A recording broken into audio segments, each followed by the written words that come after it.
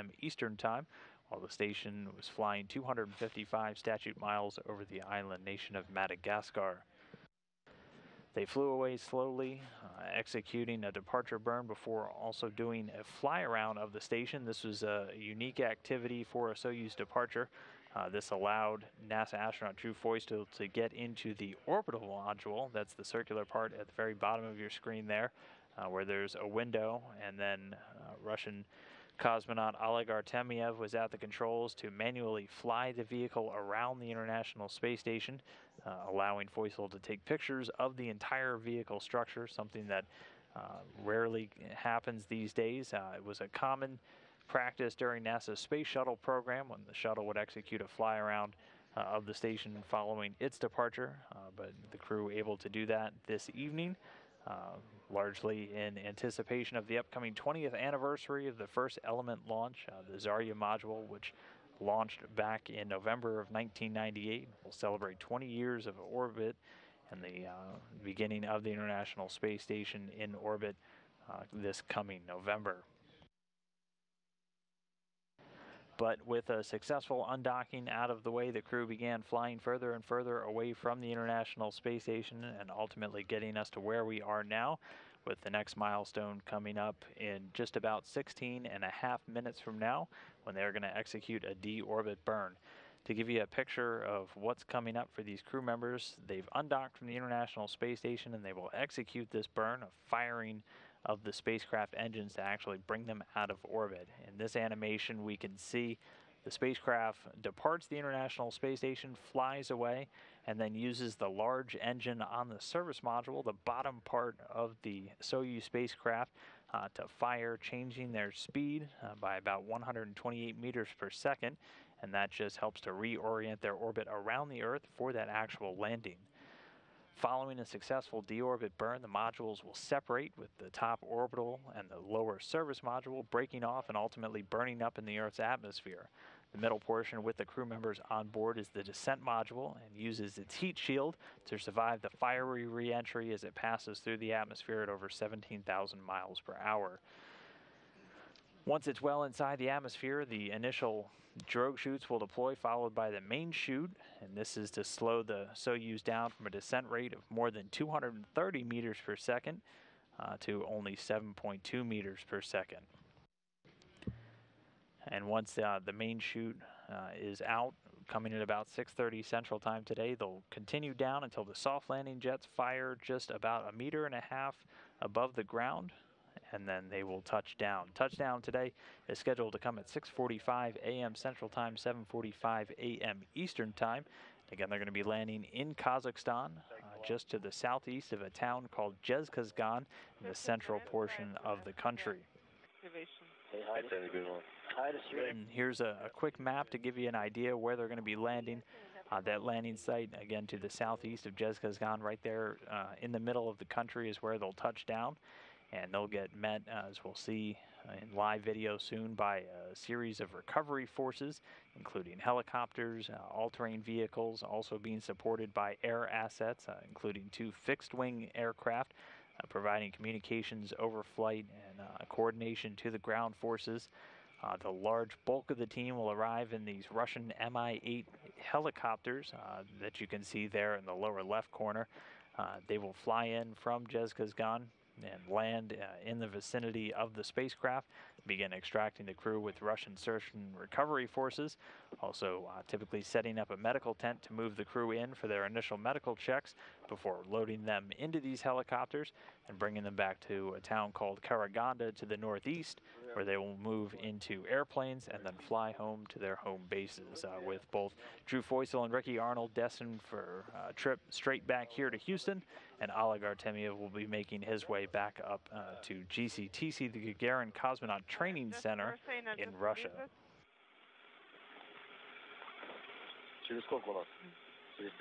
So, when is it going to be? In 13 minutes? Yes, correct. So, Moscow? Moscow? ISS? Moscow, this is Hawaii. Moscow, this is Hawaii. Go ahead. Ricky's seat is loose.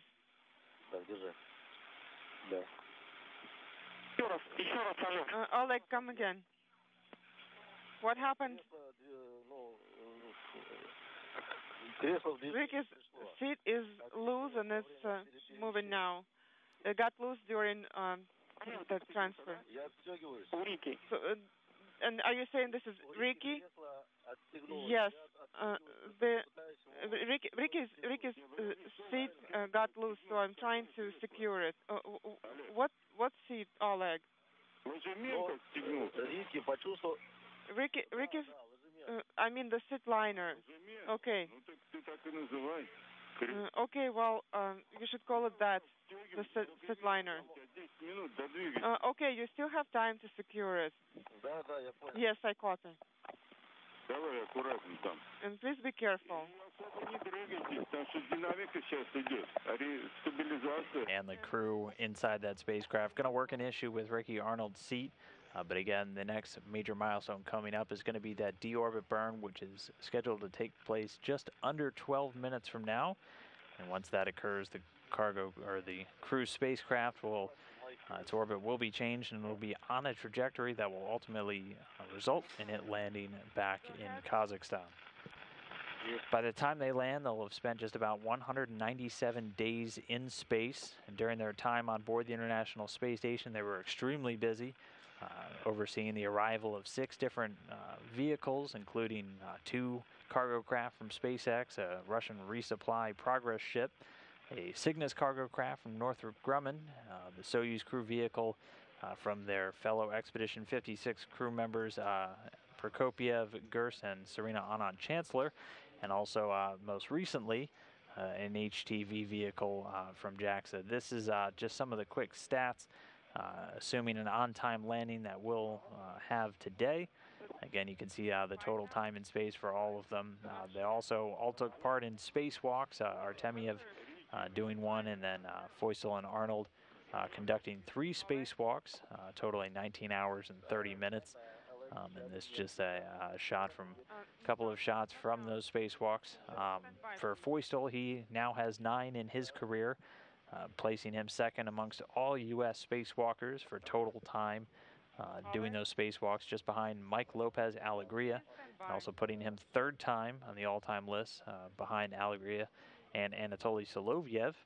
And for Ricky Arnold, he has 5 spacewalks in his career, a total of 32 hours and 4 minutes. Available now. Please stand by.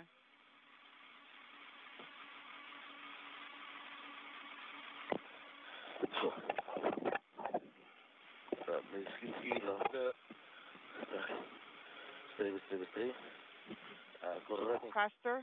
And as we're just under 10 minutes away now from that deorbit burn, Ricky Arnold, former educator, was also taking part in the Year of Education on Station, an initiative over the last year that saw both him and NASA astronaut Joe Acaba, 2 former teachers, spending time on station and getting a chance to reach out and inspire thousands of students and other educators, especially with an interest in STEM and passion, answering more than 1,000 questions through 64 live connections between the space station and students and teachers on the ground, ultimately helping to stimulate interest in STEM for these students and advancing American achievements in discovery, invention, and exploration. So why don't we take a quick look at some of the work that was done over the Year of Education.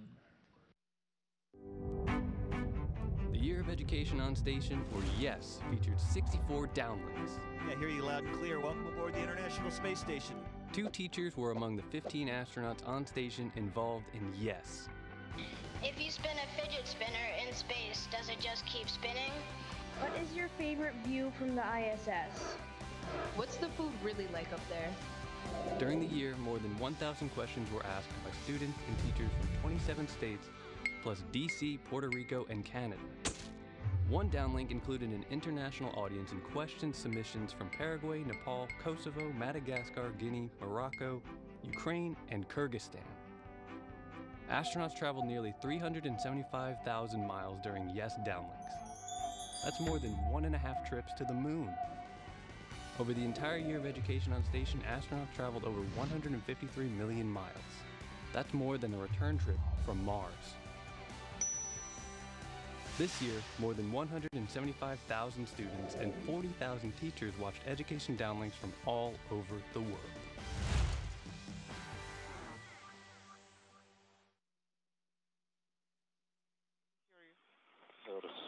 Curious. 44. Okay, go.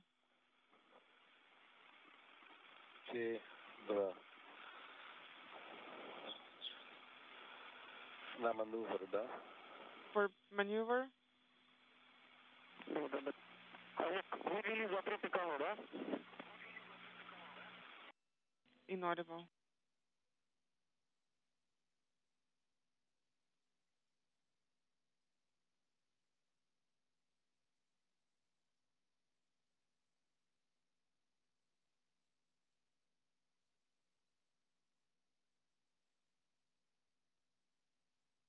Again, right now we are just 7 minutes away from the planned deorbit burn.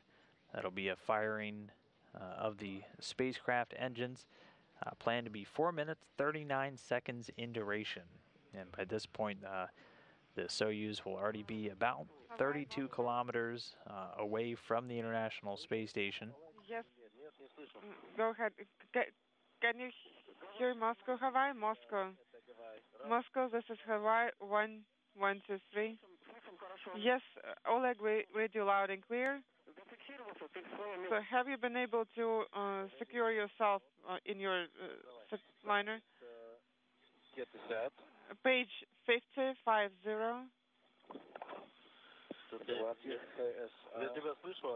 I can hear you, but I did not hear Moscow. The comm is poor now. Oleg, please provide commentary of your actions.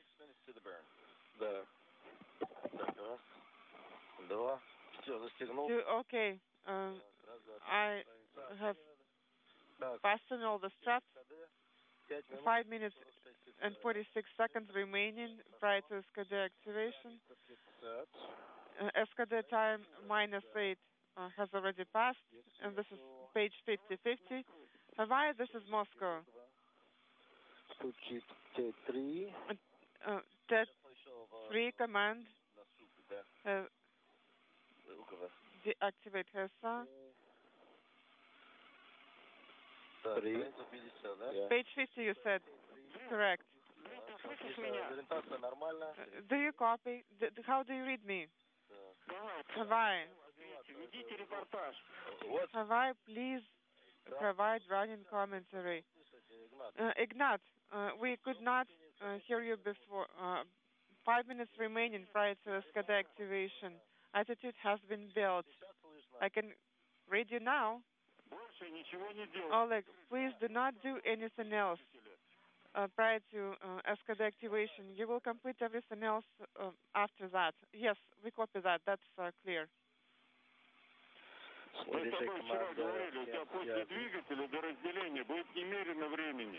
And so we're about 4.5 minutes from the planned start of the deorbit burn.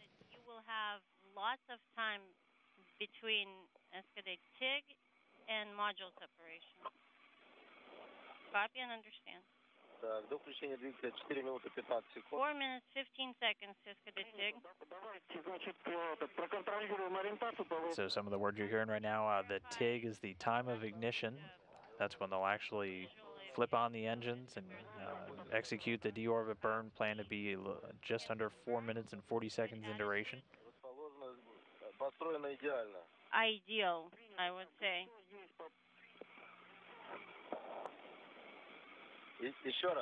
Earth is under us. Copy. Make sure you monitor GSO status. Covers open. GSO attitude. Control system readiness. Ready. Ready for SCADA TIG. Everything is for plan. S9 is Drew. Can you confirm S9 executed the yes? And we're on to prepare for monitoring SKD burn. Anandpu 1. Copy. Please provide us time starting at SKD TIG minus 1 minute. Ignat, say again. Я говорю, проконтролируйте по ТСКД минус 1 минута, прохождение команд на подготовку режим стабил, свободный гироскоп. SKD TIG time minus 1 minute. Please confirm that the prep for SKD TIG command has been executed. Copy, we'll do that. The 3 command. Is it executed or not? Stand by for the 3 command. Yes, yes, G3 confirmed. All good.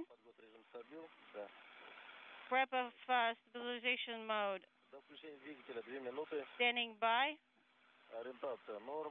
2 minutes to SKD TIG. Attitude. Good. And so we're just under 2 minutes now away from that planned deorbit burn.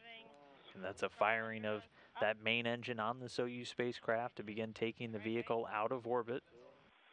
Planned to be just under 4 minutes and 40 seconds in duration. Standing by.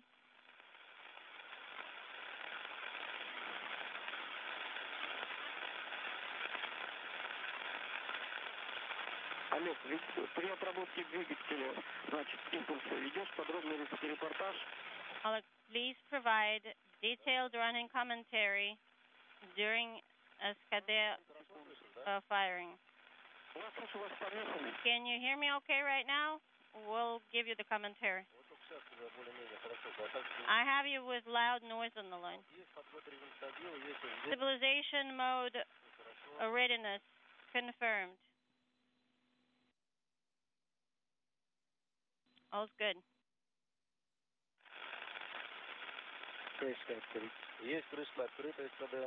SKD cover open, complete. Copy. 39 seconds to SKD TIG.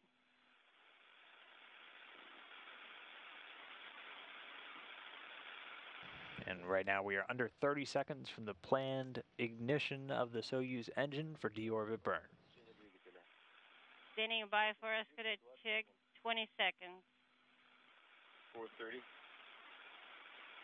Ожидаем включения двигателя в заданное время. Copy, will expect the SKD TIG at the time we provided. Copy, 5 seconds. Attitude nominal. SKD TIG confirmed. SKD on confirmed. And getting confirmation, the deorbit burn has begun. Again, this is planned to last 4 minutes and 39 seconds in duration, but the deorbit burn has begun. 15 seconds into SKD operation. Deorbit burn came right on time, 5:51 a.m. Central Time. As we can see in this ground track, the Soyuz, which is the green spacecraft on your screen right now, flying just to the southeast of South America. Delta V 16. Nozzle pressure 12.8 on each side. 55 seconds. 24.9 Delta V, all good. 1 minute 27 seconds. 165 kilograms of propellant pressure. Nominal nozzle pressure, nominal acceleration 0.46. Soyuz Commander Oleg Artemyev continuing to give status updates as the deorbit burn continues. Still a little over 3 minutes left planned in the deorbit burn. 1 minute 30 seconds. 41.13 Delta V as expected. Acceleration 1 minute 45 seconds. 48 Delta V. excellent. 97 kilograms of prop spent over 1 minute 30 seconds. 55 meters per second. Delta V after 2 minutes. Great. Nozzle, KDU pressure, all nominal. And about 2 minutes and 20 seconds remaining in the burn. One thing you're going to hear throughout is Delta V, that's change in velocity. The number that they're giving is in meters per second. The pressure tank pressure is dropping. Расход топлива за 2 минуты 30 секунд 162 килограмма. Ускорение 0,47. 162 kilograms of prop spent over a period of 2 minutes and 30 seconds into Tusk. 978.8 after 2 minutes 45 seconds. Acceleration 0.47. Nozzle pressure around 13 on each. 84 Delta V. Acceleration 0.47. Nozzle pressure around 13 on each. Everything is excellent. 3 minutes 15 seconds. 92 Delta V. Acceleration 0.47 stable. 13 on nozzles. After 30 minutes. Everything continuing to look good with the numbers being reported here by the visiting vehicle officer in Houston. We have just about under a minute left in the deorbit burn. 0.48. Went up a little bit. On acceleration 106 after 3 minutes and 40 seconds. 0.48 acceleration. 4 minutes even. 111 Delta V. 0.48 for acceleration. Nozzle pressure 13 on each end. Get ready for us. Off. 4 minutes 15 seconds. 119, 120. Nozzle pressure 13.0 or thereabouts. KDU parameters nominal. 4 minutes 30 seconds. 125 Delta V. 0.48. Main engine cutoff command executed. KSW open. Confirmed. And confirmation the deorbit burn has ended. The engine has been cut out. 98 is the final Delta V per onboard computer. And the visiting vehicle officer here in Houston reporting numbers look good. A good burn. That means the engine fired for its expected duration, and the change in velocity, that Delta V you keep hearing, was pretty much right on the money. They were looking for about 128 meters per second change, and it's almost exactly what they ended up with. So with that, the deorbit burn being complete, that means the orbit of the Soyuz spacecraft has now been altered to ultimately have it intersecting with the steppe of Kazakhstan during this orbit. So now it's going to continue to descend in altitude, eventually moving down. It's still about 250 statute miles, or a little bit less now, over the Earth's surface. It's going to continue to move down, and then in a little over 25 minutes from now, we'll be at our next milestone, which will be the module separation. That'll occur typically about 27 minutes after the deorbit burn. That'll come up at 6:19 a.m. Central Time, 7:19 a.m. Eastern, and that will be the physical separation of two of the 3 modules from that descent middle section where the crew is residing, and they're going to land in throughout the rest of the operation. So the top orbital portion and the bottom service module will split off. They'll eventually burn up in the Earth's atmosphere, and then the center portion, the descent module, will continue its way down. That having the heat shield, the parachutes, and all the other systems required to actually land the capsule in Kazakhstan this morning. Copy. Checking all parameters, all nominal. Рекомендация. Расскажите нам, что все-таки с креслом произошло, с ложементом. Why? We'd like to know what happened with the seat liner. Рики почувствовал, что он как бы в какой-то момент заколебался, кресло заколебалось, и я видел, что он приподнимается. Ricky thought that he felt his seat vibrate, and I thought I saw him lift up. Can you please tighten the straps? That should take care of it. Кресло сверху, где амортизатор. No, it's not the seat liner. It's the seat itself where the shock absorber is. Из замка заголовник вышел, что ли, там? Да. At headrest? That's correct. Давление БО падает, да? So pressure drops. Что сделал? Просто защелкнул, что ли, там? So what did you do with the seat? Did you just click it? Yeah, I reached in there and clicked. Да. Ну, понятно. Ладно, только, Олег, сейчас больше ничего не предпринимаю, ладно? All right, so you think it's restrained in place right now, is that correct? Yes? All right, then, Oleg, don't do anything else. Вообще ничего. Сиди на месте и все. About what? About anything. Just stay in your seat and do nothing.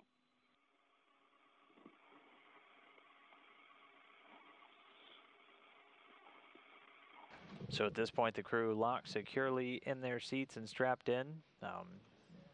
Each one is in a seat inside the Soyuz spacecraft with a seat liner that before their flight gets specially molded. They actually sit in the seat mold in their suits and have it custom made for each of the crew members. That's just to ensure they have the snuggest fit possible while they're inside that Soyuz spacecraft for all of the G-forces and other forces that they're going to experience during this landing coming up.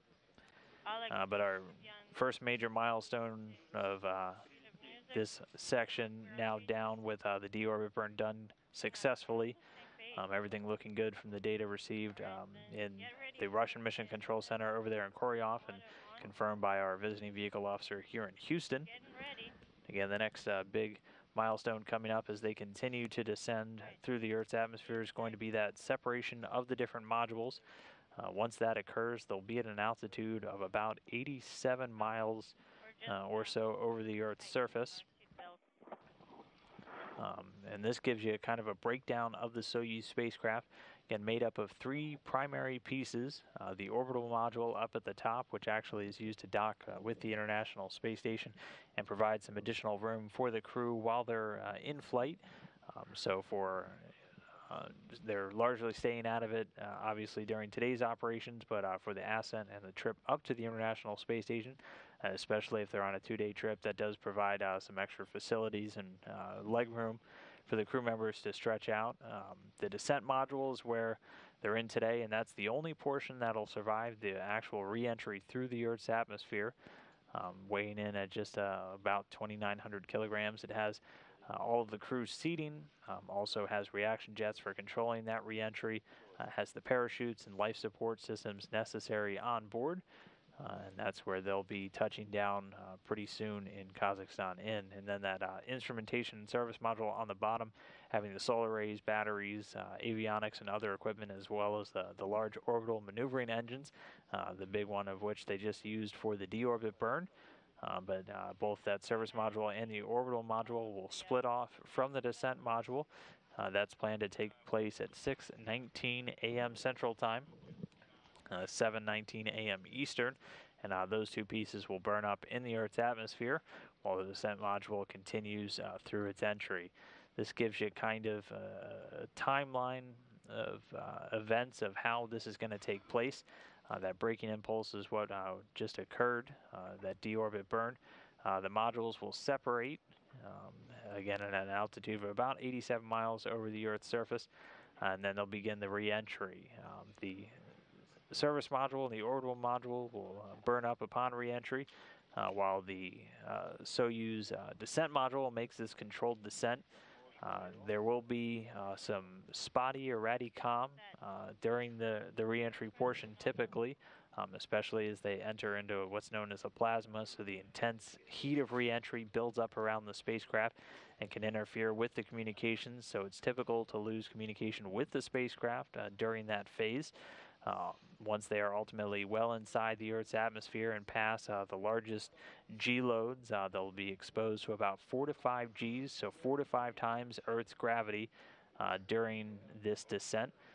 The command will be given to open the chutes with an initial drogue chute coming out to slow the vehicle down, and then the large main parachute coming in to do the heavy lifting, slowing the vehicle down to about 7.2 meters per second until touching down with the soft landing engines firing just before touchdown.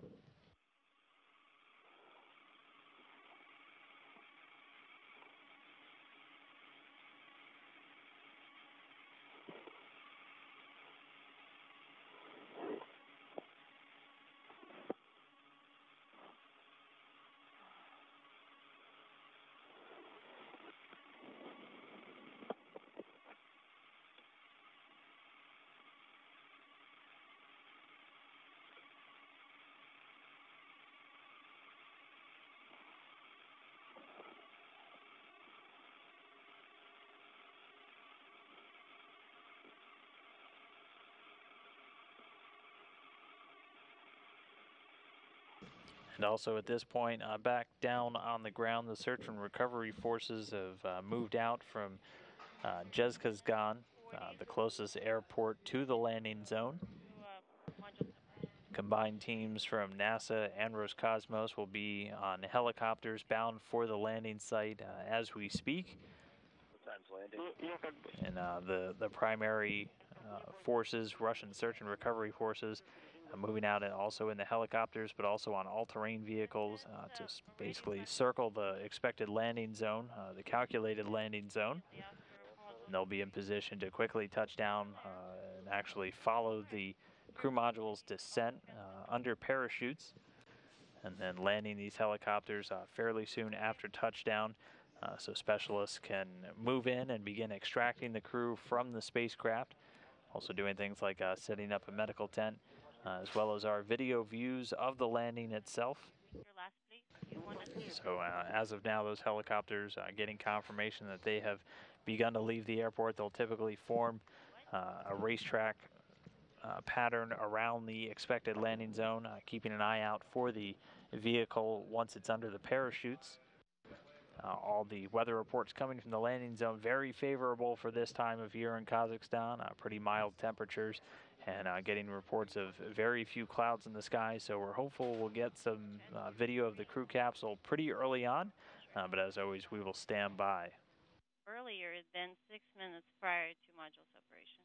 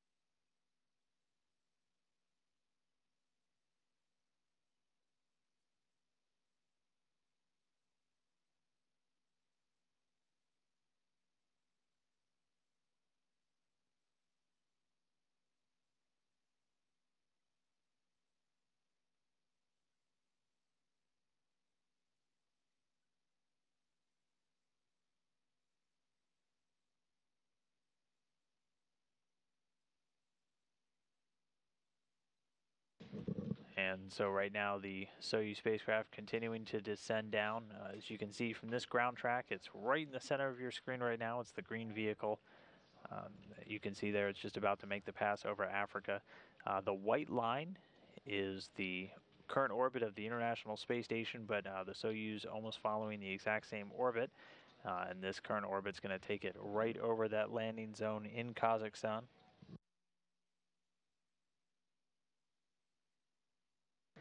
And at this point, the vehicle getting to an altitude where, again, we expect communication to be kind of in and out with the vehicle for the rest of the phases. So a very normal situation to lose comm with the spacecraft and the crew on board now until they're on the ground there in Kazakhstan.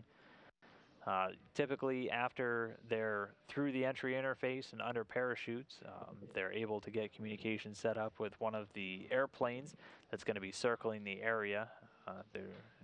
There's a beacon on board the spacecraft that they're able to pick up, and then they're also at times able to set up voice communications between the recovery forces and the crew directly. But our next major milestone is going to be that separation of the modules. That's coming up at 6:19 a.m. Central Time, 7:19 a.m. Eastern. So for now, we're just about 10 minutes away. For the crew on board, Drew Foysel, Ricky Arnold, and Oleg Artemyev continuing to descend down, strapped into their seats in that center portion of the Soyuz spacecraft, well on their way down for a touchdown in Kazakhstan.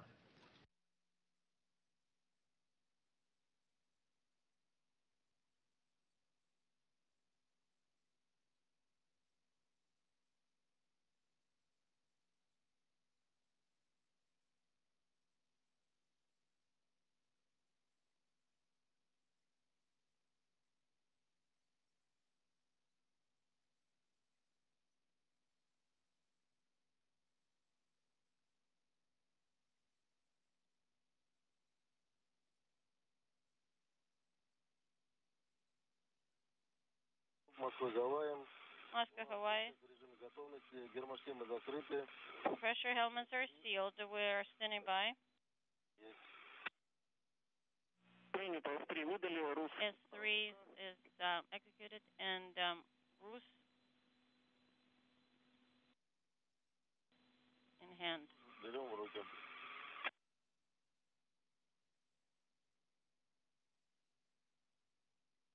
Getting a call from the Soyuz commander Oleg Artemyev.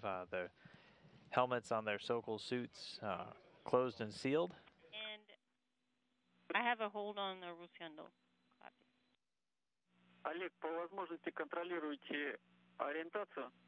Please continue to monitor your attitude, Oleg. Ориентация норма. Принято. As practically possible. Copy. Attitude currently is nominal.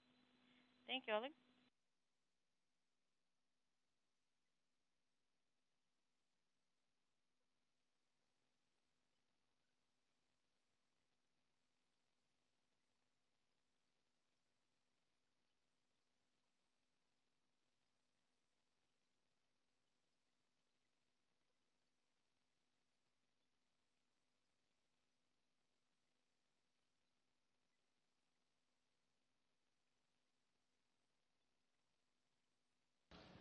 And again, we're just about 7 minutes away from the next major milestone, the module separating on the Soyuz spacecraft.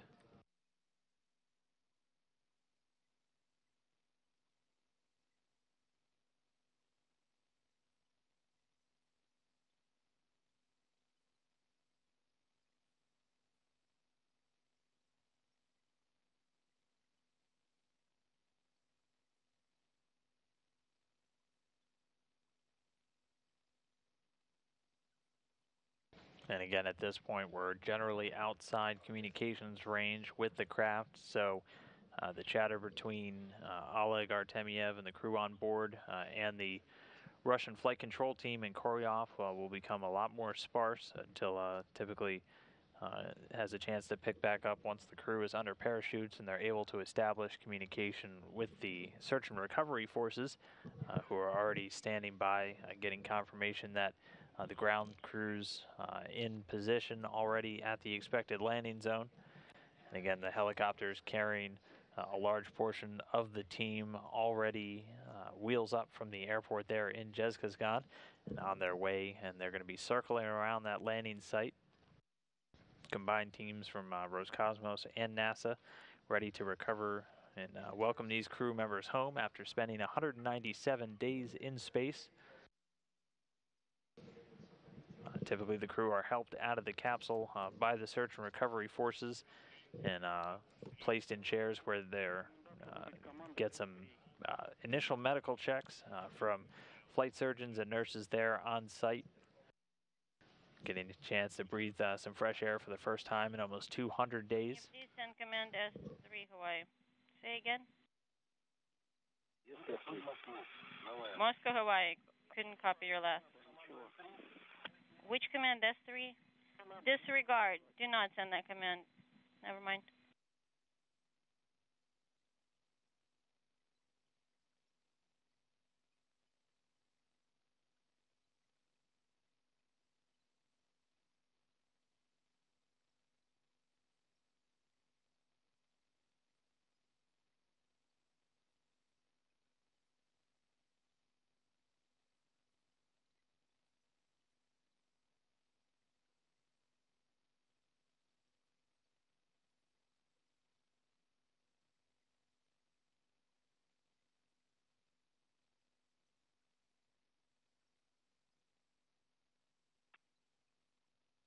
Ориентацию контролировать уже нет возможности, потому что войска темные.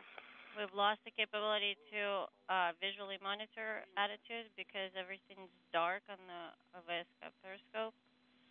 But before we lost the view, everything was nominal. Copy. Земля была сверху. На пол войска. Принято. Inaudible was on top on VSK control panel. Copy.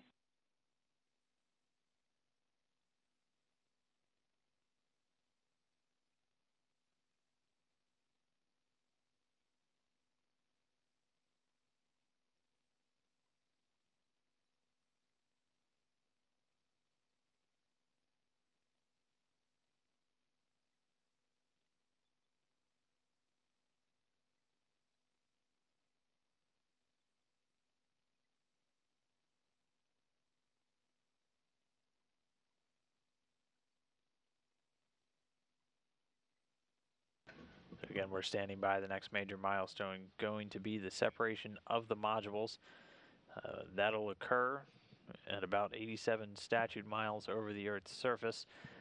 The descent module will be separated from the orbital module on top and the service module below, which will break off and eventually burn up in the Earth's atmosphere. The descent module will continue its controlled re-entry, with the crew inside being protected from the heat of that fiery re-entry by a heat shield.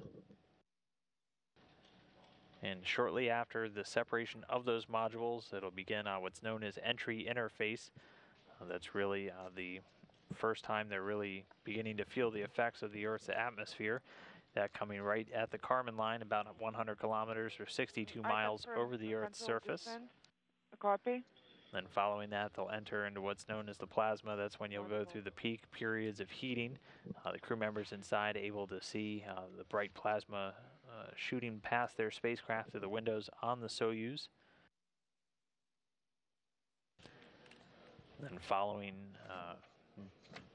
that activity, which will last about 5 minutes, they'll start to experience the anticipated maximum G loads, pulling about 4 to 5 Gs, or experiencing 4 to 5 times the pull of Earth's gravity during this fast descent. At that point, they'll be about 20 miles over the Earth's surface. And then once free of that, they will give the command to open the chutes. That coming at just about 35,000 feet in altitude, so they'll be right around the range of where commercial jetliners are flying around when the chutes get commanded. 2 pilot parachutes will get deployed, the second of which is going to pull out a drogue chute, which is going to do the initial slowing from a very fast 230 meters per second to a more manageable 80 meters per second.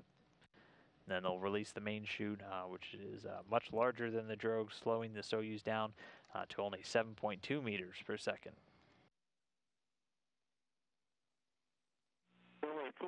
Hawaii, Moscow. Inaudible.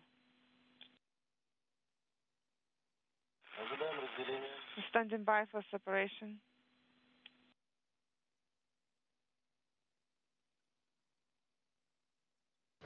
And we are now standing by for module separation. Ожидаем разделения. Standing by for separation.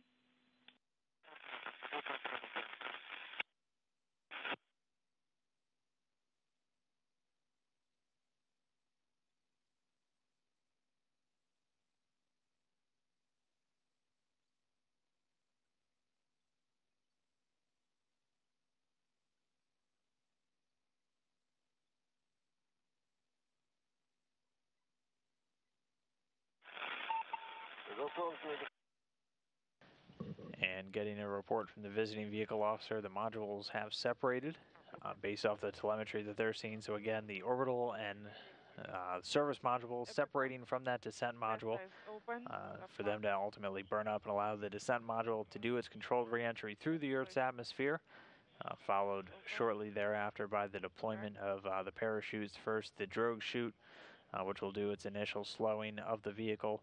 And once they get a little bit lower, the main parachute will deploy, ultimately slowing the vehicle down to just about 7.2 meters per second and allowing some heat to dissipate from the heat shield, and then the soft landing engines firing just a little under a meter off the ground, and then the vehicle touching down. So another successful, another checkpoint pass with that module separation going right on time at 6:19 a.m. Central Time, 7:19 a.m. Eastern. And then in just about 2 minutes from now, they'll begin what's known as entry interface. Now, entry interface is when they're at an altitude of about 100 kilometers or 62 miles over the Earth's surface, which is typically or widely recognized as the line between outer space and Earth's atmosphere. And then that's when the vehicle will be much more subject to the atmospheric forces on it. It has a number of orbiting maneuvering engines on board the vehicle to help orient it for this controlled reentry down to the ground. And then shortly after passing that line, they'll be moving into the plasma stage, where again the intense heat of reentry on that heat shield will begin to build up around the vehicle. The crew members seeing it outside of their windows as they begin to push through into thicker and thicker atmosphere, eventually exiting and then pulling about 4 to 5 Gs before the command of open the chutes is given. But everything continuing to go very smoothly with the vehicle, moving past and actually getting some good comm and good telemetry or live data from the vehicle itself.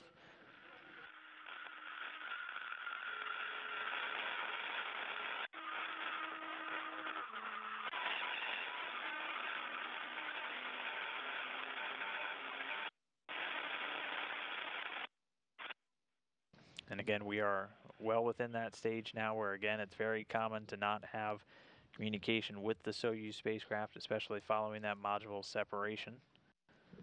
But the crew members continuing to pass through the Earth's atmosphere. The teams out at the Russian Mission Control Center in Koryov monitoring.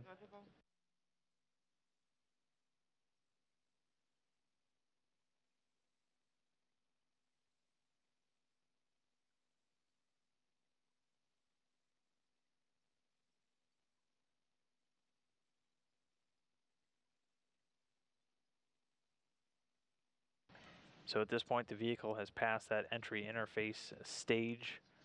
So again, they're under 62 miles away from touchdown now. And in just about 30 seconds, we'll begin to enter into that plasma stage, where that plasma is going to begin to build up. By that point, they'll already be just about 50 miles over the Earth's surface.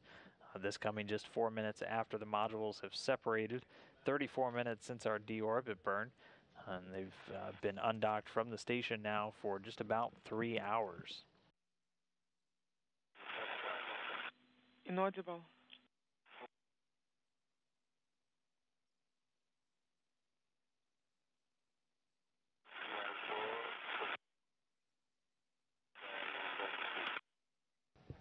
And And so at this point, plasma is beginning to build up around that descent module with the 3 crew members inside, NASA's Drew Feustel and Ricky Arnold, and Russian cosmonaut Oleg Artemyev, the Soyuz commander for today. They're going to continue through this, and then they're going to exit from the plasma at about 6:28 and 30 seconds or so Central Time. At that point, the crew members will be experiencing the largest expected G-load of this descent portion, pulling about 4 to 5 times Earth's gravity, which these 3 crew members have been living in microgravity for the last 197 days, so can definitely be a bit jarring to the system. But strapped in very tightly to their seats inside the descent module, continuing to fly down through the Earth's atmosphere at this point. This animation just kind of giving you a representation of what that plasma stage looks like before moving on into the lower parts of the atmosphere and then getting the parachutes open for that eventual touchdown.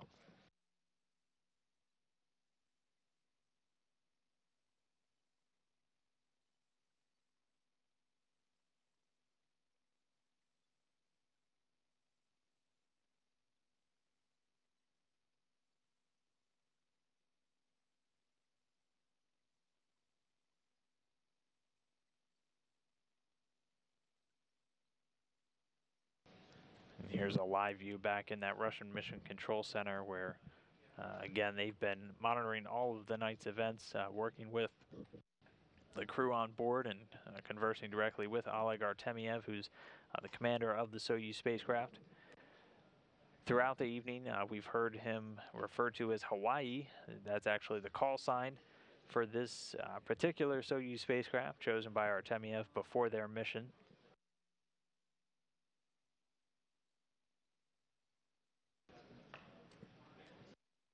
And the flight controllers here, they're in Koryav, just outside of Moscow, also in communication with the search and recovery forces, which have mobilized down there in Kazakhstan and are already standing by on station at the expected landing zone. They're just going to be keeping an eye out, essentially, for the Soyuz spacecraft. They'll typically get a view of it under the parachutes as it descends down towards the Kazakh steppe.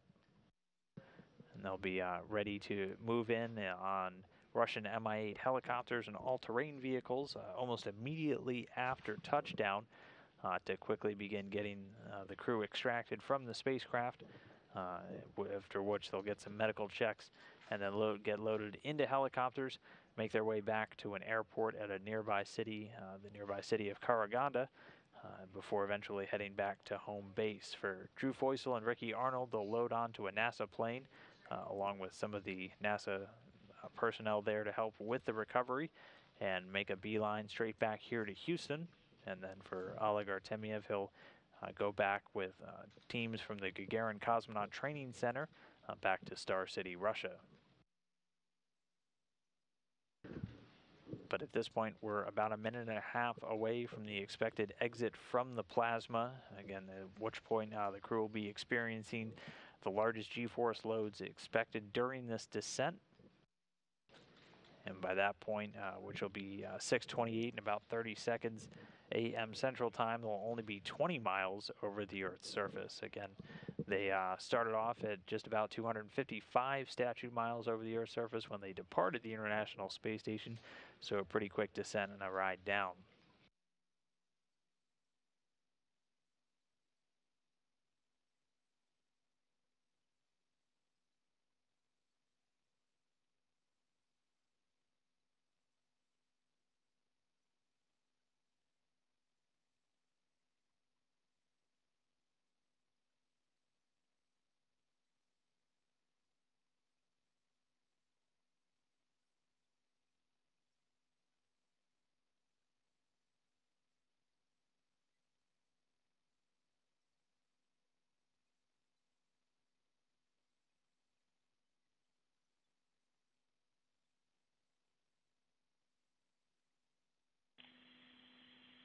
Integral value 3.68 is the G value, and I copy loud and clear.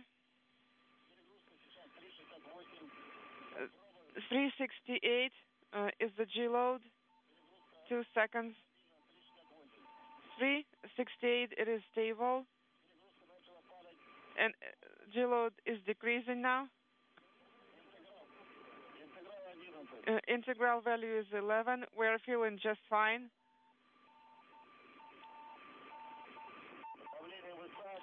SR pressure is 759.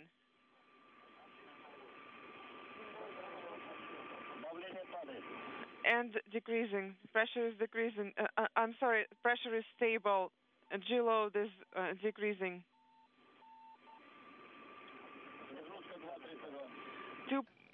2.32 is the G load. Integral value is 12. Pressure is at 759.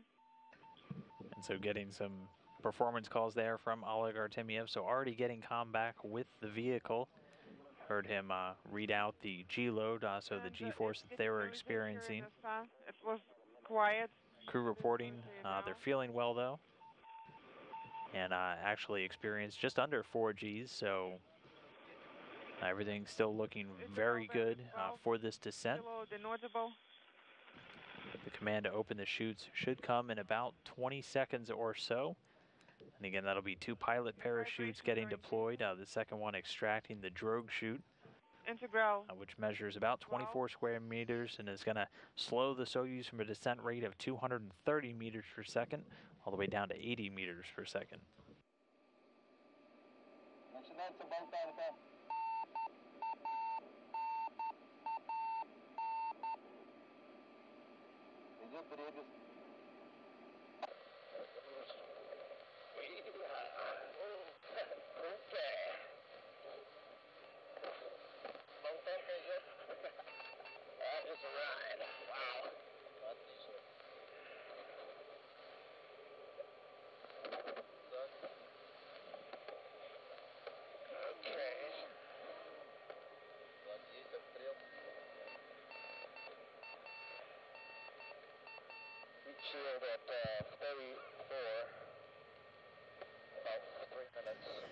And we're already getting some video, and as we can see, the Soyuz spacecraft under parachutes already.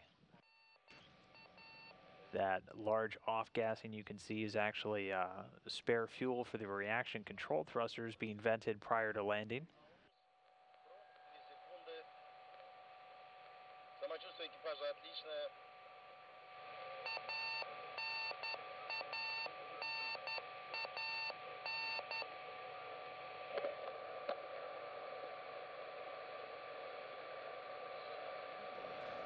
But already getting a great view from ground teams there at the landing zone. Again, that off-gassing you're seeing is hydrogen peroxide used to fuel the reaction control thrusters on the Soyuz spacecraft being expelled prior to the actual touchdown.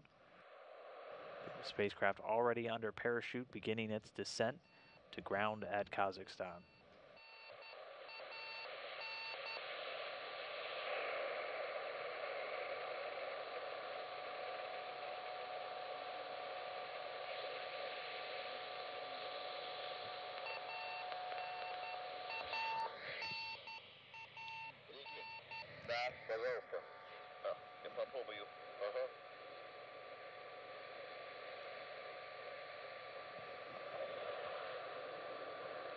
I'll try to warn you if we get the seats, buddy.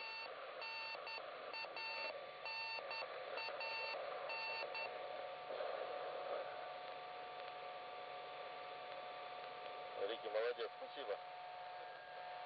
Рики, а у тебя моя палка, мой стик здесь?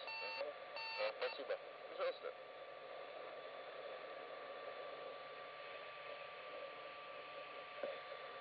Так, принимаем, добрый день.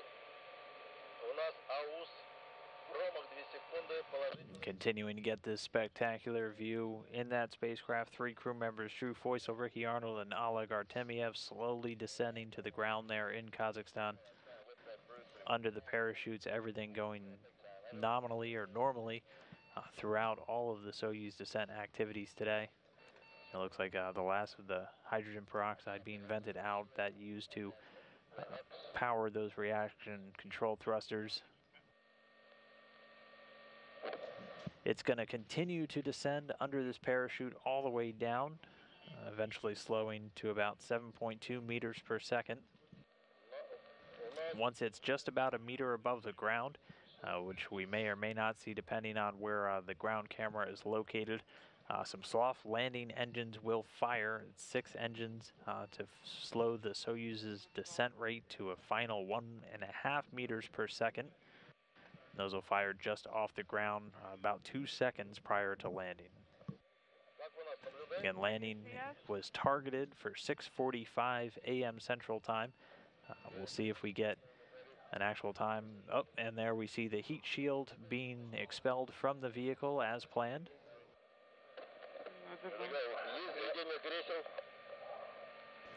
The heat shield has been deployed. That actually exposes those soft landing engines, which again will fire just a little under a meter off the ground.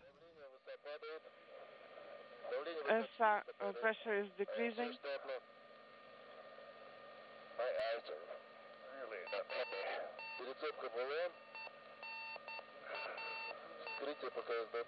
Control descent.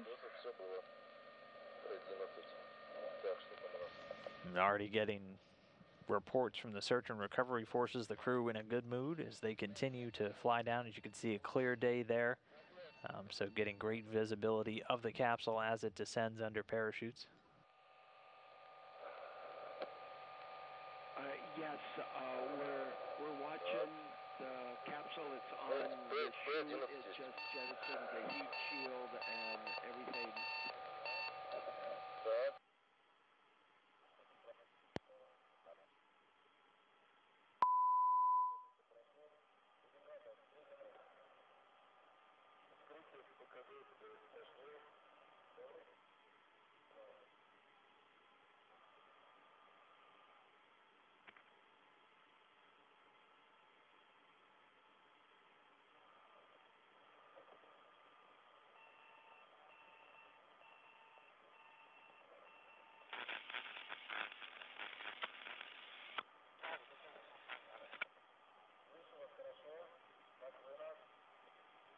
I have you loud and clear. How us? We're feeling just fine. In the mood to celebrate.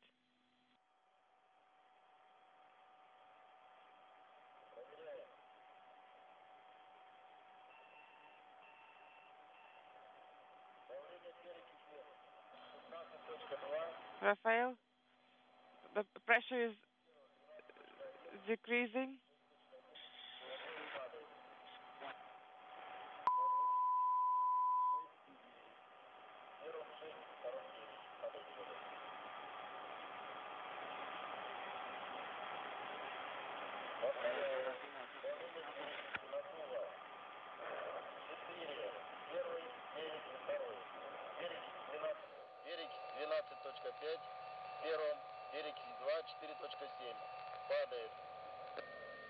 It is decreasing. So again, the search and recovery forces already in communication with the crew on board, reporting the crew in good health, good spirits as they continue to descend under parachutes. We should be just about 8 minutes away from landing. It was targeted to take place at 6:45 a.m. Central Time, 7:45 a.m. Eastern. Just about everything hitting right on the timeline so far today, so that's expected to stick close. But for now, Oleg Artemyev, flanked by Drew Feusel and Ricky Arnold, continuing to descend, just moments away from touchdown in Kazakhstan.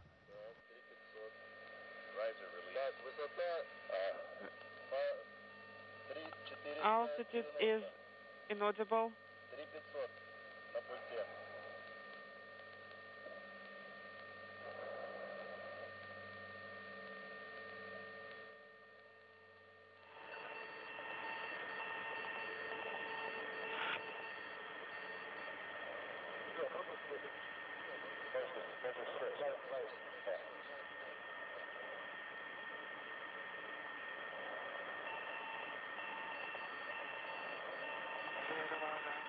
Inaudible. 90. Two,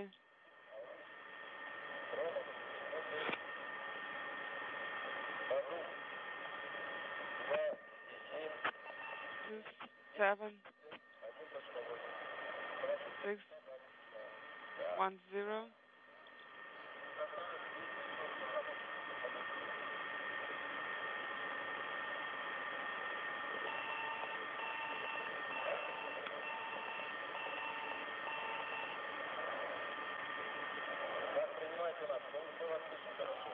How do you read us? We have you loud and clear.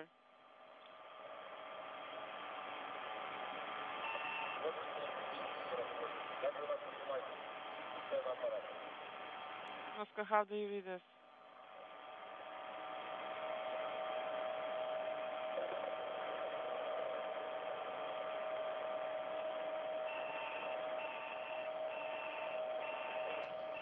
The Soyuz continuing to descend. We are just about 6 minutes away from the expected touchdown.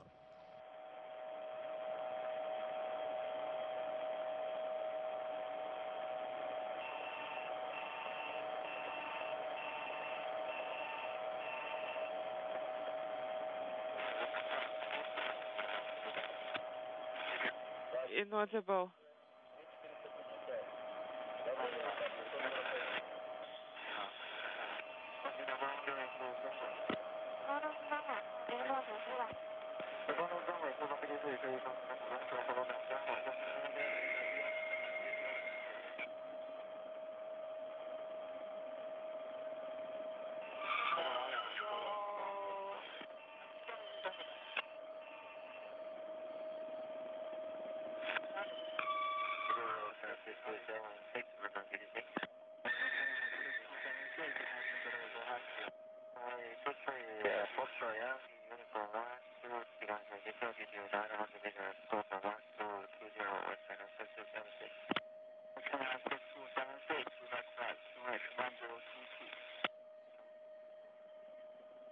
Inaudible.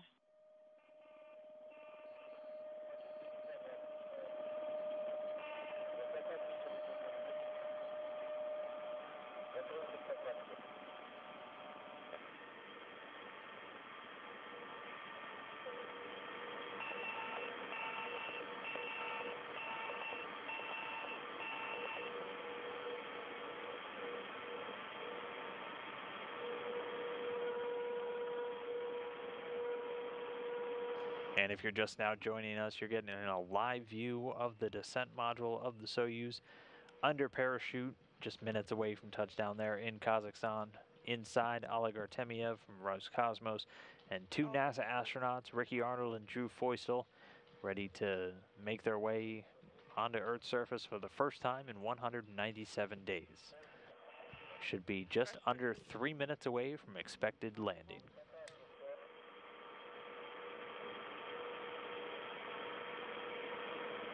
Altitude is 600. We're feeling just fine.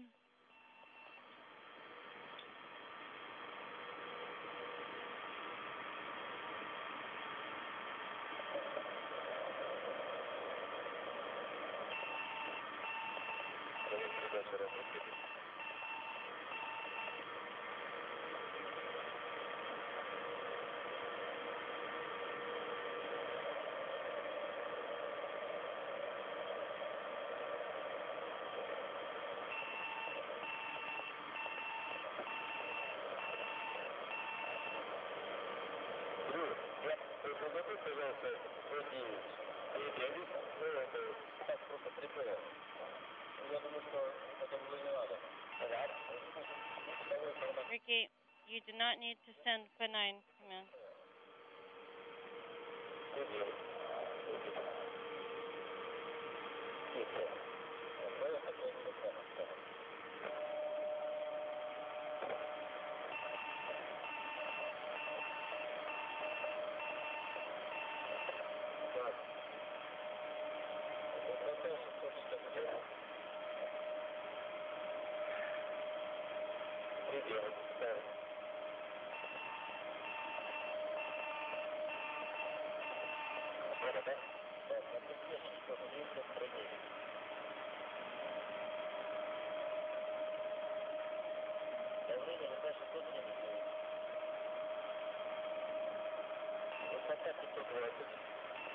Altitude is 520. And we are just about 1 minute away from planned landing. You saw a helicopter pass by just in the background. They're circling around, waiting for the capsule to touch down. Again, it's going to continue to travel under this parachute until it's about 1 meter off the ground. And then you might see some dust kicked up. That's the soft landing engines firing just to do the final slowing of the spacecraft before it touches down on the ground there in Kazakhstan. That's supposed to come at 6:45 a.m. Central Time. So we'll continue to follow along. We should be seeing a landing any moment now.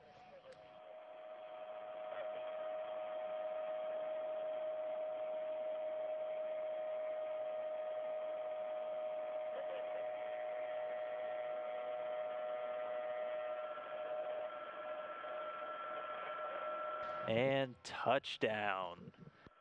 Landing coming at 6:44 a.m. Central Time, 7:44 a.m. Eastern Time. Ricky Arnold, Drew Feusel, and Oleg Artemyev back on planet Earth.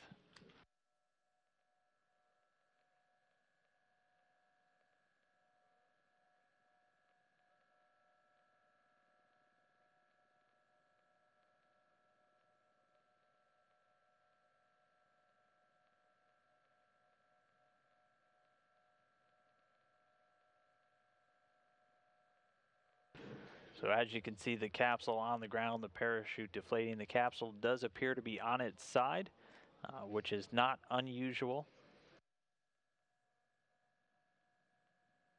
But at this point, we'll very quickly start to see some of the ground forces move in, both on helicopter and on all-terrain vehicle, to begin the extraction of the crew from the capsule. Moscow Station on Space Ground 2. Congratulations.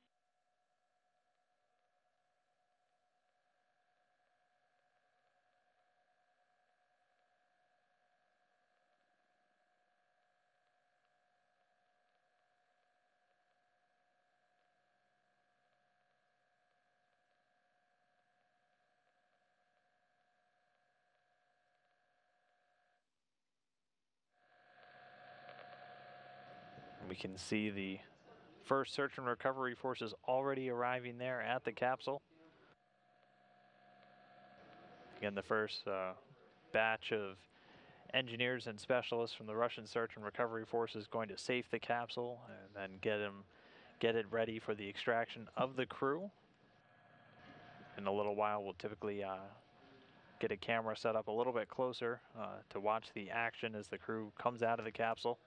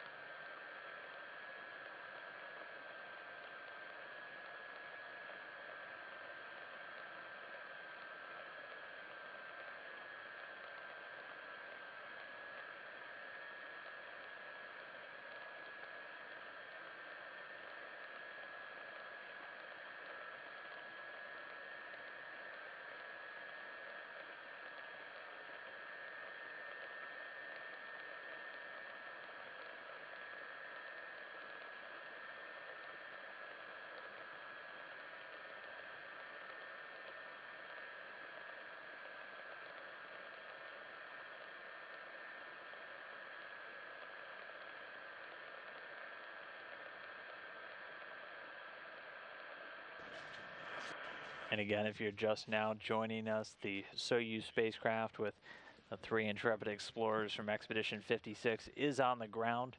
Drew Feusel, Ricky Arnold, and Oleg Artemyev returning after 197 days in space.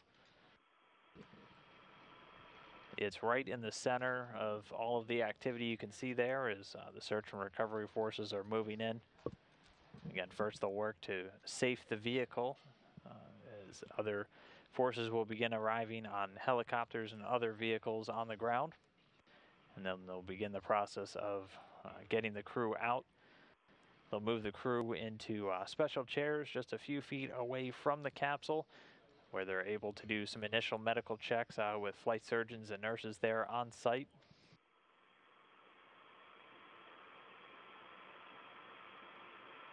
And then after those initial checks, they'll typically also erect a medical tent there on site to do some additional checks before they eventually move the crew over to their own helicopters and then fly them back to the Karaganda airport.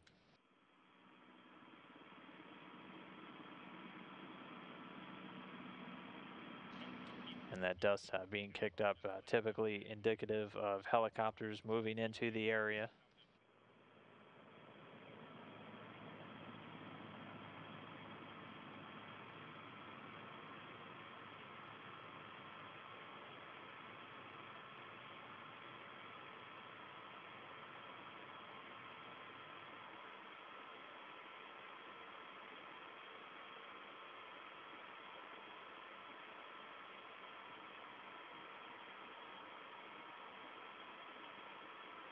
And so at this point, that ground camera will typically break down and begin to move in closer to the landing zone along with the rest of the forces. So we'll stand by and hopefully get a signal back to begin seeing the crew come out of the capsule. Again, getting their first breath of fresh air in almost 200 days. But a very successful landing, pretty much hitting all of the milestones on the timeline flawlessly since departing the International Space Station just a few hours ago. Already back on the ground there in Kazakhstan.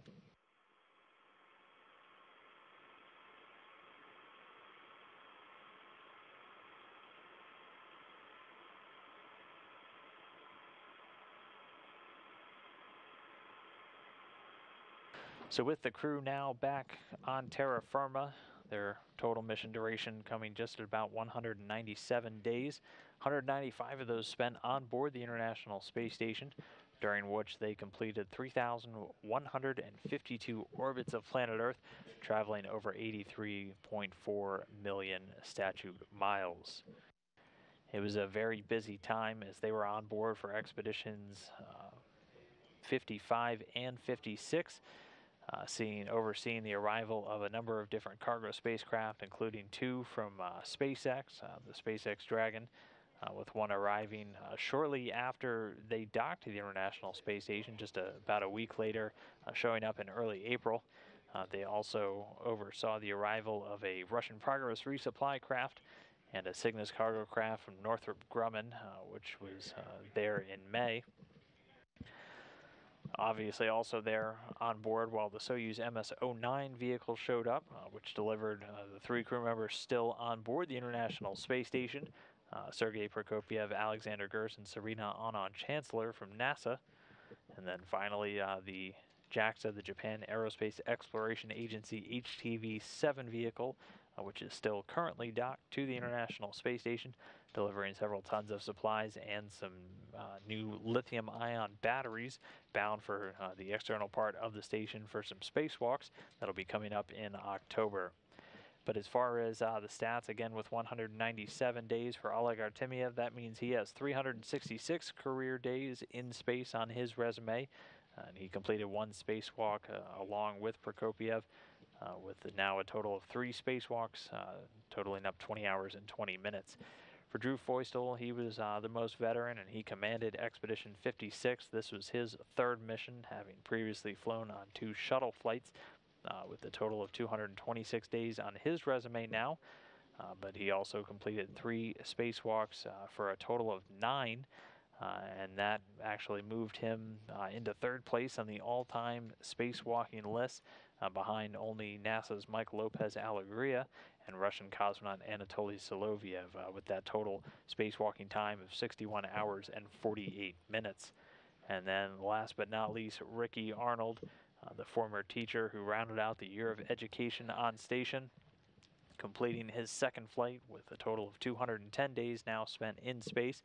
And he was alongside Feustel for those 3 spacewalks, now having a completed career total of 5 spacewalks, totaling up 32 hours and 4 minutes.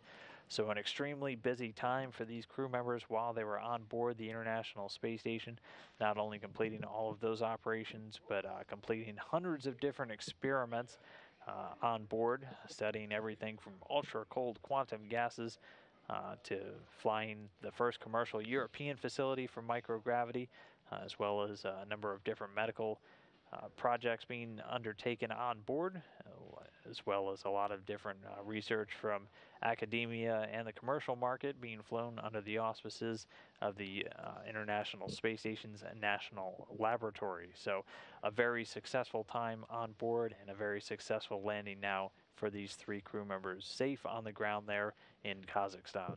Later, and then we can take care of the rest of the options from the ground tomorrow during the commanding.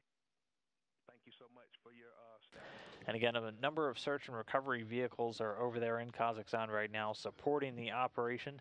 There's 2 fixed-wing aircraft that serve as overflight and help coordinate all of the search and recovery forces and actually establish that communication that we were hearing with the crew as they were coming down, primarily from that AN-12 airplane, an AN-26 serving as a people mover, more or less, actually flying some of the search and recovery forces down to the staging airport earlier today. The bulk of the forces moving in on Russian Mi-8 helicopters, flying out of Zhezkazgan, just to the northwest of the landing zone today. And we'll start to see some of those in the background, potentially landing once our ground camera individuals get there to the landing zone. The rest also moving in on other ATV all-terrain vehicles, as well as four-wheeled vehicles that we saw immediately arrive at the capsule just shortly after touchdown. So all of these forces now converging to help the crew out and again get them their first breath of fresh air in about 200 days. So we'll continue to stand by, hopefully getting some more live video from the landing zone there momentarily.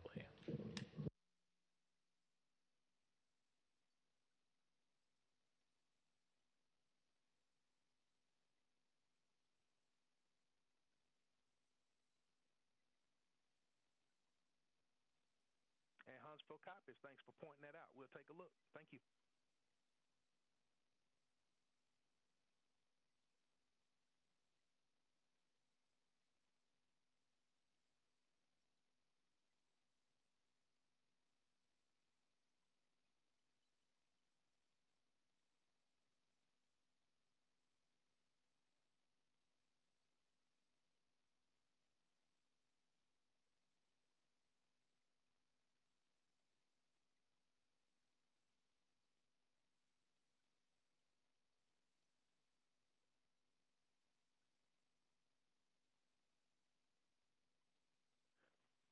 Huntsville's with you on 2. Go ahead.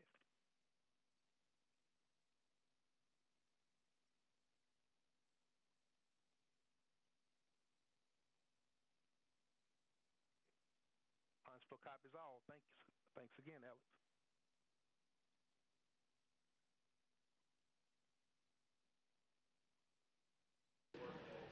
This is Mission Control Houston. Again, we're continuing to stand by for resumption of the video from the landing zone there. But fortunately for us, Public Affairs Officer Rob Navius is there with the search and recovery forces, having just flown in on one of those Mi-8 helicopters.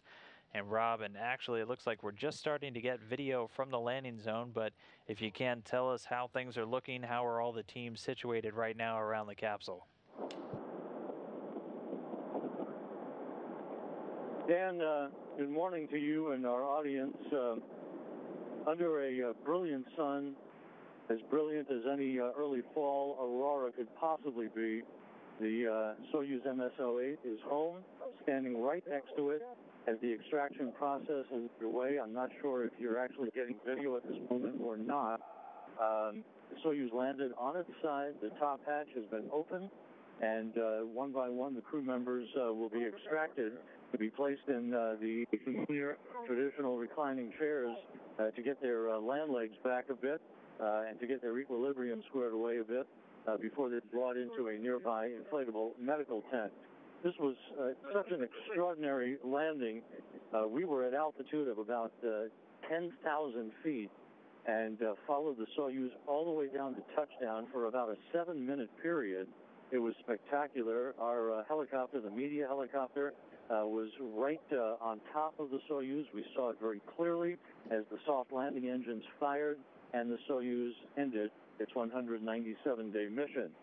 So one by one, the crew members will be extracted here momentarily. We expect the Soyuz commander, Oleg Artemyev, in the center seat of this descent module to be brought out first, followed by Drew Feustel and Ricky Arnold, who are flanking him as they were for launch 197 days ago. They will be brought into the medical tent for early medical evaluations before they are placed in individual helicopters to be flown 2 hours to the northeast of here to the town of Karaganda, where we began to stage landing operations very early this morning. Artemyev is now out. He's being helped by search and recovery personnel. He'll be placed in the center seat that you'll be seeing hopefully here in a minute. And then we'll get the two American astronauts, Drew Feustel, the Expedition 56 commander, and Ricky Arnold, his flight engineer, out of the Soyuz. Ricky Arnold completing a year of education on station with just a spectacular, breathtaking touchdown.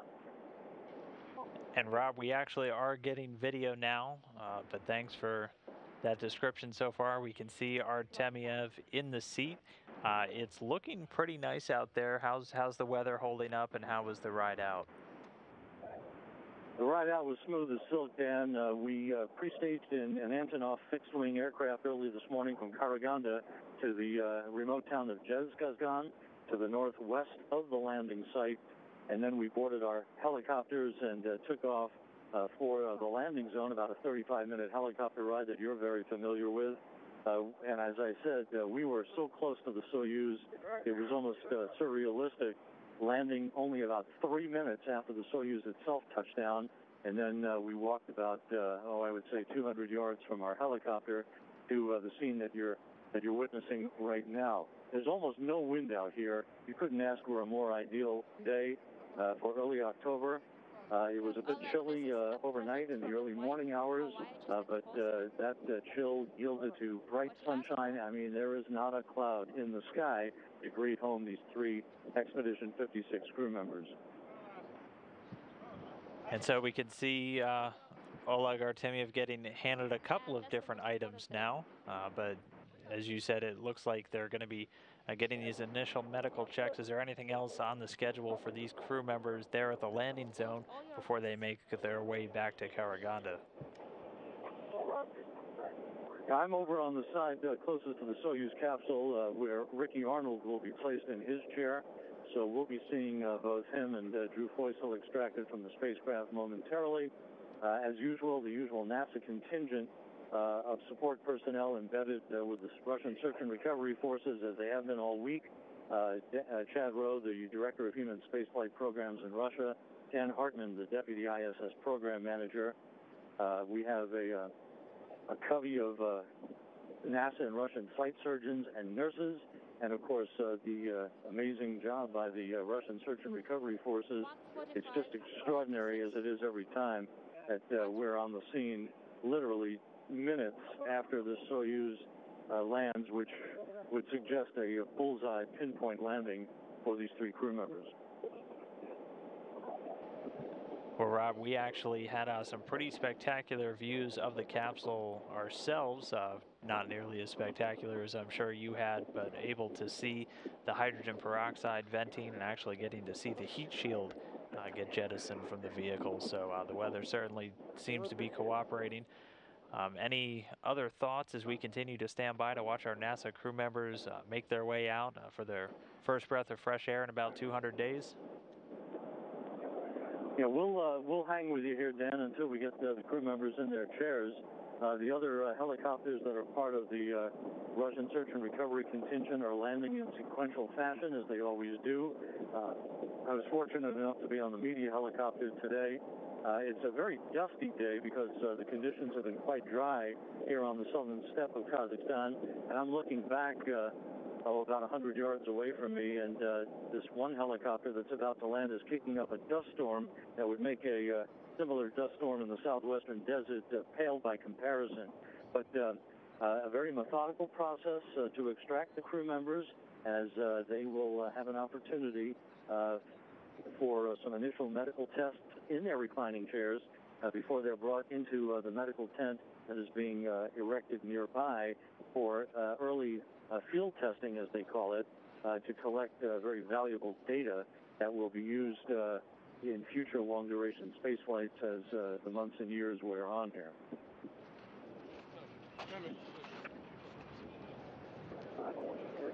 And Rob, looks like everything's kind of gone by the book. So again, the plan still to move them back to Karaganda for the flights home, or has there been any deviation there? Yeah, we'll be returning to Karaganda by helicopter, 10 Russian Mi-8 helicopters, 3 of which will house the individual crew members. We'll be arriving back in Karaganda in darkness, actually, since we're only about an hour away from sunset or so. At that point, it'll be a very interesting turnaround, as will be the case again in December, with just a week between landing and launch. Today was a day basically of rest for Alexei Ovchinin and Nick Hague down at the Baikonur Cosmodrome in Kazakhstan. Tomorrow they'll climb aboard their Soyuz vehicle, the MS-10, for a final dress rehearsal fit check and other pre-launch activities that will set the stage for launch 1 week from today at 2:40 p.m. Kazakhstan time, Baikonur time, 3:40 in the morning Central Time. The second of the crew members now being extracted. We'll see who that is here in a moment. And this should be, I believe, should be Drew Feustel. Yes, indeed, Drew Feustel, out of the Soyuz MS-08, being brought to his chair, and Ricky Arnold will follow in short order here. All right, and Drew out. Drew, again, the commander of Expedition 56, just wrapping up his 3rd flight, veteran previously of 2 space shuttle missions. So good to see him out of the capsule. So 2 down, 1 more to go. And again, it looks like the doctors and nurses moving in there. What exactly are they doing with the crew members right out of the chairs, Rob? Taking some initial tests of their blood pressure and some other very, very preliminary medical tests. Basically, this is very routine. There's nothing out of the ordinary about these first tests to basically get initial biomedical data. More comprehensive data will be acquired once the crew members get into their medical tent a short time from now. But this is designed so that the nurses and the flight surgeons can ensure that the crew members are stable and responding to their first gravity in 6.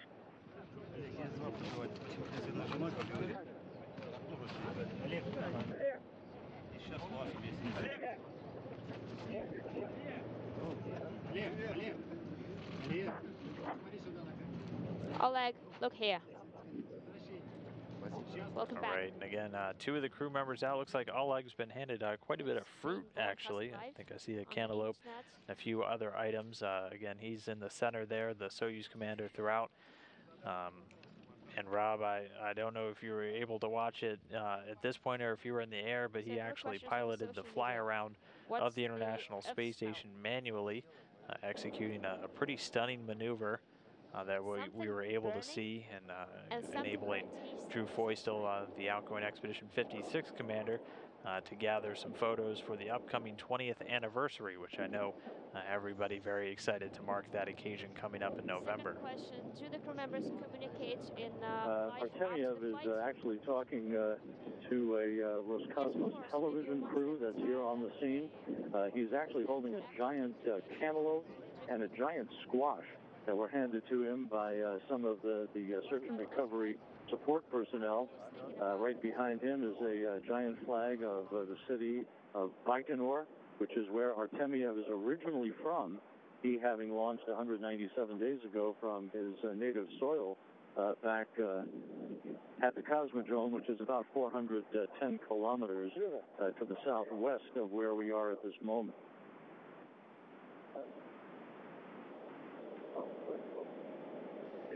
And we're starting to see some more activity over by the capsule. I believe it's just Ricky Arnold still set to come out.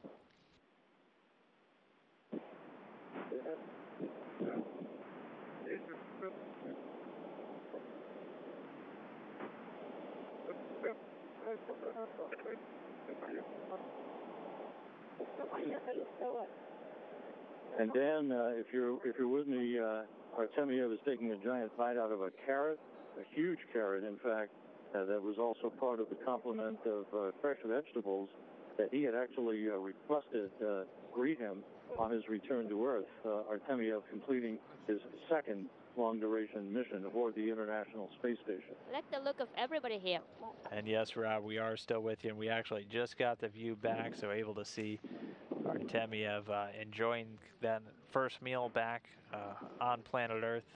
It is common for a lot of these crew members to request fresh fruits, vegetables, things of that nature, as they are in very short supply while spending 6 months on board the International Space Station, typically relying on the occasional cargo vehicle to bring a small allotment.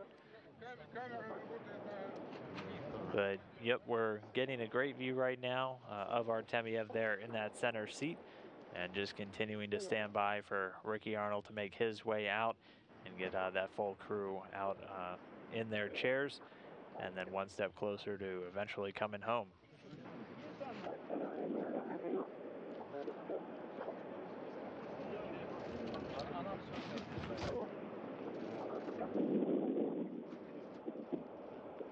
And then we're probably just a moment or two away from Arnold being extracted from the vehicle.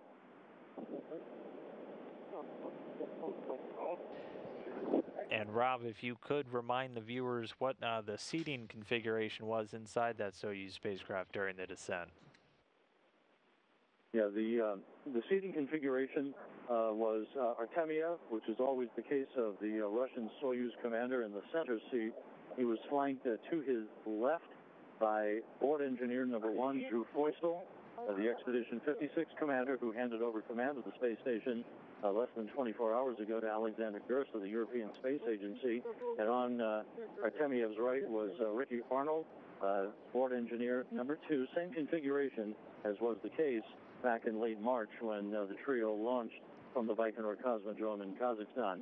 I'm just continuously struck, Dan, and if I'm repetitive, so be it, but I'm just struck by how amazing the pinpoint touchdown, almost to the second, calculated by RSC Energia and the Math Modeling Center, the ballistics folks who calculate the descent of the Soyuz, taking into account atmospheric and meteorological conditions, making updates all the way around, and how precise the Soyuz gently came to Earth under its large orange and white parachute that is lying supine not far from here. The very, very slight breeze that has now developed here on the steppe of Kazakhstan, accentuating what a perfect day this is, and Ricky Arnold now out of the Soyuz MS-08, all 3 crew members now out of their spacecraft.